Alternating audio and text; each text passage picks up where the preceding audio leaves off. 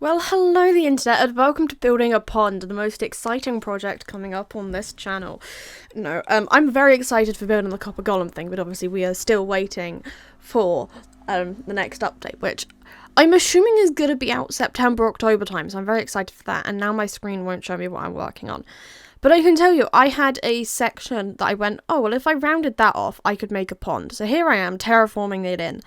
It doesn't make much difference to the landscape, and in my opinion, it was a great use of this space that I could have totally put a building in. But I didn't want to start cramming in lots of buildings up here. I just wanted to have kind of like two.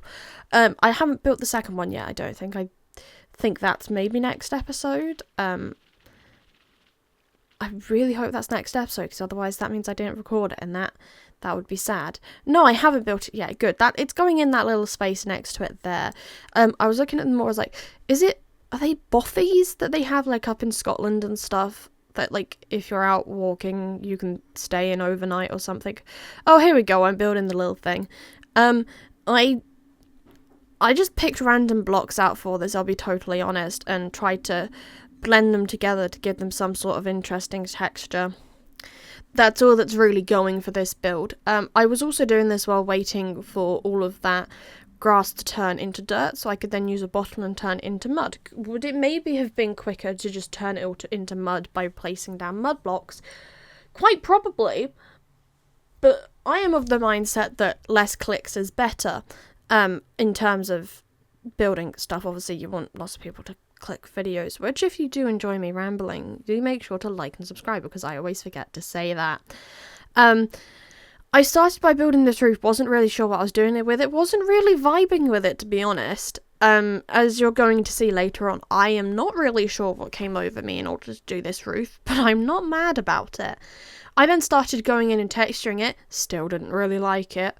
And then settled on adding in like slabs and stairs to really just break up the shape of it, because I couldn't for the life of me work out any way to kind of smooth this edge off without making it really bulky, which is really annoying because I don't like when my roofs look like that, but I do like using the trunk blocks. Technically they're logs, aren't they? That's what they're labelled as roofs. I think they can be very fun, especially when you're kind of going cabin style. I was trying to work in very kind of dull colours up here, so that the green was the bit that popped out the most, and then obviously having the temple for the ghasts up the top, that also popping out the most realistically in the landscape, because it's like the tallest, I think it's maybe the tallest point in my Minecraft world. I can't think of any structures that have been built higher up. Is there anything? No, I don't think so. I've also been thinking about a lot of, like, my old builds, how, like, dodgy they were, to be completely honest. Because I was obsessed with spruce when I finally managed to get my laptop letting me build stuff. Oh, here we go. Here's me doing weird stuff with the roof. I then realised if I lowered this down to a slab, it would look, a lot better. And I just got a message saying there's a giant strawberry in my chest of drawers, and yes, there is. Very fun. I will go get that once I finish this, because otherwise I will stop the recording. I added in coarse dirt for my pathways blending up to the main one, and then at some point, very shortly, I added stuff to the interior. I put down a carpet because I decided, no, there wouldn't be beds, but there might be a bit of carpet for them to put sleeping mats on. I also added in a furnace that I figured would probably be used more for heating than anything, and barrels. You never know, there may be someone left like tinned soup in this place. Not that you get that in Minecraft, but it's thinking like real world dynamics into your Minecraft world, which I say that when my Minecraft military base that I need to go back to working on has happy ghasts instead of jet aircraft. Because this is Minecraft, not everything has to be real world. I then went in and got rid of a lot of the tall grass, because tall grass is, as much as I like it for adding depth, it's mildly annoying. It ends up obstructing so much of your view. I added candles inside because I worked on that, something that would be there. I then went in and began work on turning all of this into mud. I personally think it looks a lot better with mud. The texture is less overwhelming, noisy. I'm not really sure what we're going to term it as.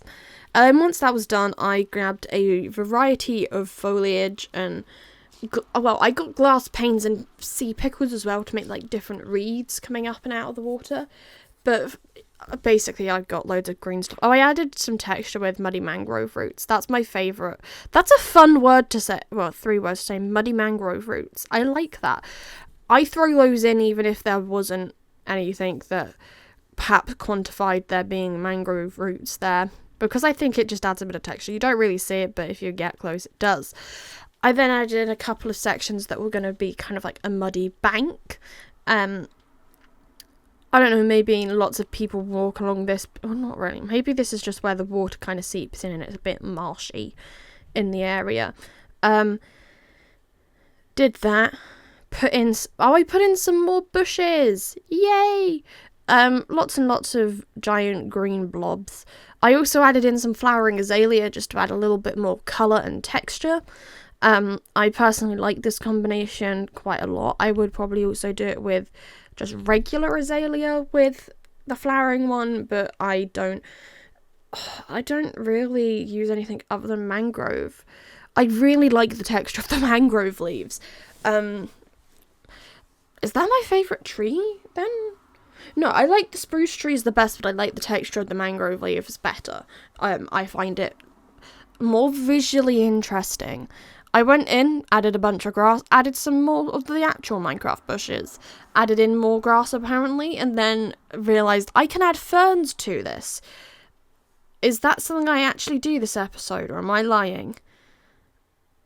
Am I going to add ferns? No, but I am going to add firefly bushes, leaf litter, lily pads, and seagrass. None of that of which I'm talking about. I just kept on adding stuff that adds texture, basically. I was trying to liven the area up a bit. I think we do come back to this area next episode when I realise things like small drip leaf, if I don't do that this episode, are actually quite essential to adding some nice bit of detail. That does, however, mean the thumbnail is going to be inaccurate. Oh well, deal with it. That's probably not the attitude, but anyway, you're going to have to just deal with the fact that the thumbnail is probably going to be slightly inaccurate for some stuff at the minute, because I am building as much as I goddamn can. Oh yeah, because I didn't add any nether sprouts either. Silly me. Anyways, that's all we have time for today, the internet. Goodbye.